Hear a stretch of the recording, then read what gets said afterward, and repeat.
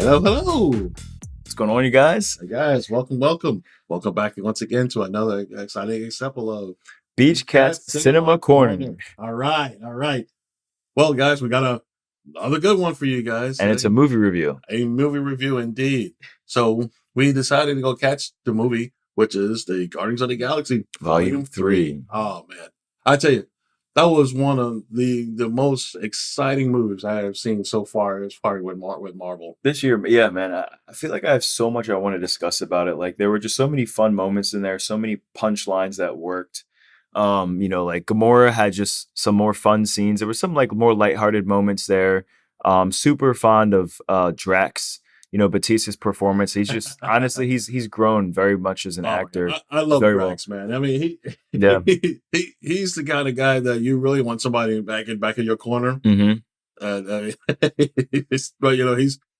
it seems like he's dumb as rocks. But yeah, I mean, but Yeah, he's just so hardcore. Yeah, he's really a lot of comedic relief for the rest of the team because the rest of the team is fairly serious. But I really liked the route they went with Rocket, how they kind of made him the character, and I feel like if there's like an ensemble almost of a cast that are all leads, you don't find a lot of movies or shows where they're able to give the other ones kind of their own arcs, and I feel like what show did that very well was like Peaky Blinders or Stranger Things. They did it well where they kind of gave the other lead actors their own stories, and I think that was really cool they did with Rocket. Indeed, yeah. Especially when now we get to get the whole scoop of like what was all that stuff was all over him. From Volume 1, and even though he said he was genetically enhanced for some odd reason, but right now on Volume 3. Yeah, and I think there was just a lot of like really metaphors isn't the word or analogies, but I don't remember what the word is, but it was like the scene where they had Rocket leading all the animals was really like a Noah's Ark moment. I really thought Noah's Ark. Yeah. I had that little sense of thing, especially at the end when all those animals, when they were charging off, and then I mean, it's just that he had to rescue them, especially with all the little raccoon cubs. I mean, man, how could you not, rescue them? But it's good that he understood and truly accepted where he came from as an animal, not just, I guess, a creature of creation, like, in a lab or something. Yeah. What was the guy's name? Because him and if you think about, probably thinking about Yondu. Because if you remember in Volume 2, because Yondu and him used to go at each other the whole time. But then Yondu keeps playing. They keep telling him, like, Rocket, you may think that you're tough, hardcore. You're just like me, man. Yeah, he's very emotional. Like he's just, you're nothing but just me, just like me. So yeah, like you said, it really tied in. Yeah. On the Rocky's personality. Yeah, and what is the main villain's name again? The all creator, the outlander, the outcaster. I don't know why I'm drawing a blank on his name, but man, that I was so fascinated and invested in that guy's performance because I mean, I looked at him, I was like, yeah, they pulled him from the theater because he was just so just his mannerisms were just so. It just really compelled his character forward and made him so dynamic. He really did. I think I've seen him somewhere before. He looks very familiar. Yeah. Some movie that I've seen him.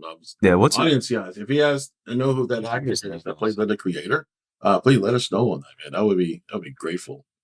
Yeah, I want to see. But those who haven't seen it yet, I really strongly encourage you checking it out. Yeah, and I mean, even Will Poulter, who played Adam Warlock, I've read a lot, and I've just seen a lot of clips, even on TikTok, where a lot of people are breaking characters down. Because I actually now follow a lot of TikTok pages where they discuss a lot of character breakdown, and Adam Warlock's character has so much lore, and I mean, I even did some research on discovering who his character is supposed to be in Marvel history or culture, and I mean, I'm super happy because I remember seeing him in that one movie.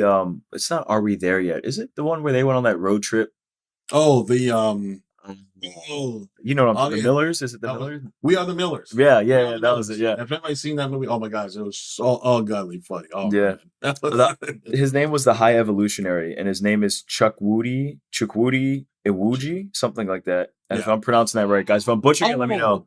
Yes. Yeah. He was in the epic Red Tails. Yeah. It was in Red Tails. Now to think about the name of it. Yeah. Yeah. Yeah. He's a phenomenal actor. Yeah. It says he's an associate artist for the Royal Shakespeare Company. I told you they pull that man off the theater, dude.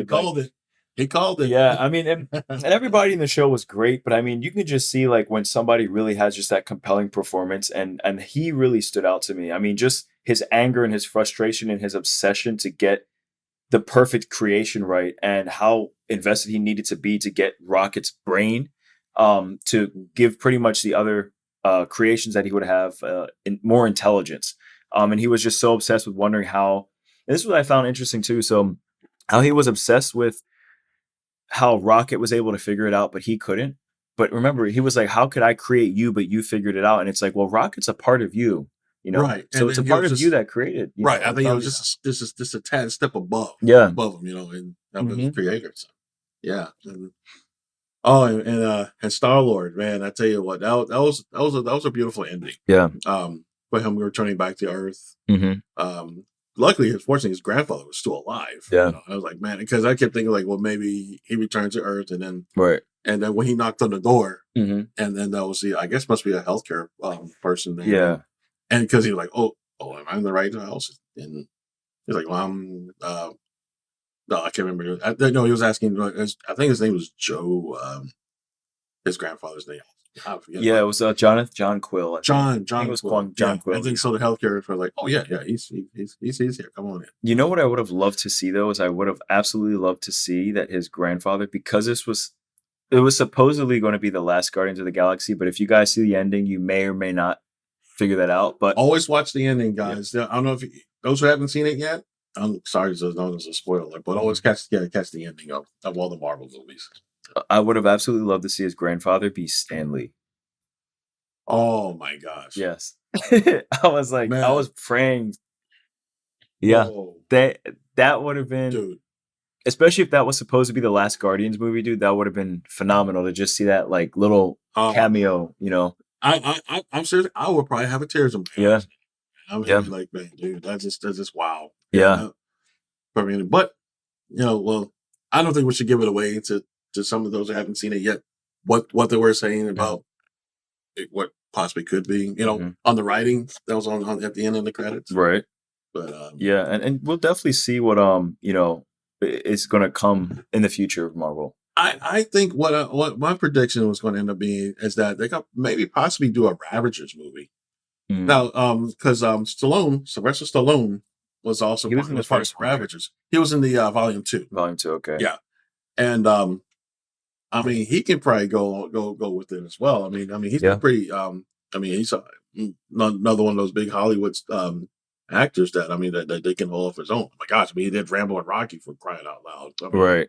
I think that even. I don't want to spoil too much.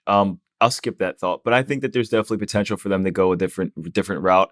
I think that the ending of the movie was very fun. It was very, very soothing. It was if this were the last one, then I would be very content with the ending. Yeah. Also too, I got that on the ending of it. Kind of got a feeling of the kind of same excitement like with Return to Jedi. When that star was exploded, like everybody started cheering. Yeah. I remember like little Ewoks and Wookiees and stuff, man. Yeah. Yeah. I don't know about you guys. If those of you who are seeing it, you're like, you just have that kind of notion. Yeah, but even I got a Star Wars vibe from there too. When the High Evolutionary was like, "Open the pits," and it was almost like the Rancor. Yes. And they were called Abelisks. Yeah. Abelisks. Those were some cool creatures, man. Boy, Mantis did a good job on that, though, man. She really held them. Who did? Mantis. Oh yeah. Because she calmed them down because she was right. I mean, because they all they eat was batteries. Yeah. So they won't eat people, even though Volume 2 when Drax went inside, he's like inside one of those. But I'm definitely glad that there's that little. You see almost some forms of chemistry between Mantis and Drax. It's like he's in love with her, and I kind of like how they played into that. Yeah. And that would be kind of interesting to explore down the road, like in some more future films for sure. I agree. Yeah. Because Drax still has a journey to go through because we don't see him express that. Yeah. That's a good point. Because it seems like he's not. Like you said, completely done. Is it seems like there's something on another piece of his quest that needs to be fulfilled, right? Because I mean, you're saying that his Thanos killed his family and whatnot. So you just got to figure out, when he's gonna find his inner peace. I guess maybe with those kids, that's something. Maybe he might find that. I agree, and that's what they said about like you're born to be a dad. That was pretty interesting to hear too. Yeah. Yeah. And who I really saw like the largest. Her name's Karen Gillan. She plays Nebula. And I think that it's so interesting to see how hardcore Nebula was in the first movie. See, I like when Nebula was hard and intense, but to see characters go through that much development and change, like you see her crying and she's got friends now and she's open-hearted. Like you see even the moment where she's protecting Quill, Star-Lord against, Gamora, when Gamora's like beating his ass. But right. But it's so interesting just to see how much she's changed. I feel like of all the characters in the movies that she's had the largest impact development. Change different. Yeah, absolutely. Yeah. She, boy, she definitely come a long way from the first one, hardcore to just being normal. Because she was in the Thor ones too, right? Or was it just the? Oh, she was in the Avengers. She was in Avengers and the Guardians of the Galaxy. Yeah. Oh, and definitely shout out to Darla Delgado for that. Remember the character I told you about? That so there's a character. Yes. So you guys are gonna notice there's a character in there with really big ears, and she's speaking a completely different language. Darla Delgado. Sorry if I'm giving your last name away, but they're gonna put it in the credits anyway. But yeah, I've worked with her before, man, and awesome person. We had a super long conversation about just filming and acting and stuff, man. And I'm super happy to actually have been able to see her character on screen and just have her own little family and everything. But they did so well on her cosmetics and just like it was just like a whole, like, I just felt like I was looking at just something just from a different planet, which really it was. It was like the counter other Earth. And, It's like just counter Earth. Yeah. Counter Earth. Yes. And the costume and everything, they always do a phenomenal job. All these Guardian of the Galaxy, the aliens look like, for sure. So, because I thought the costumes for the those people that were, remember when they had all the different color suits on and they went there and those people had those kind of big arms? They had these cartoony, goofy looking suits.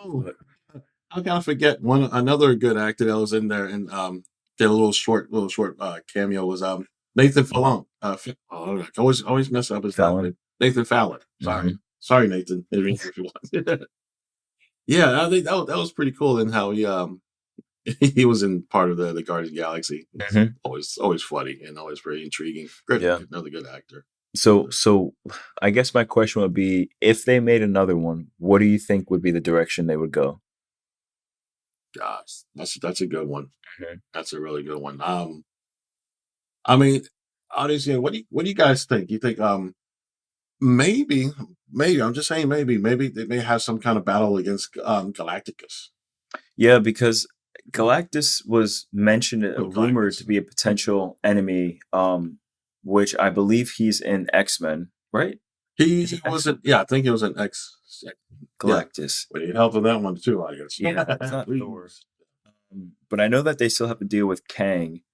And I know that they're probably going to have to pull even a bigger army in than they did in Endgame to do that one. Right. But I feel like this is my thought, guys. I feel like what they're going to do right now is kind of let the Guardians of the Galaxy sit for a bit and build up some of the other stories, and then probably just encounter some of the other characters throughout the other films. That's a big possibility. Yeah. But what do you guys think? I really want to know some of your guys' thoughts. If you have seen the movie or if you want to predict, because again, we don't know I don't know what's going to happen. So. Yeah. Everything is always just a big guessing game. So what they may have on the next Guardians or what Marvel's going to have up their sleeves. Yeah. But, well, I guess that about wraps it up for tonight's episode, man. Hey, guys, I appreciate you listening and I appreciate you guys watching. If you get a chance, hit the notification button, hit the like button. Again, comment, please. Subscribe. Make sure you guys hit that sub button. Hit that sub button, please, both of you. Okay? Yeah, we appreciate it with this, man. Well, till then, guys, have a good day. See you soon. Next round.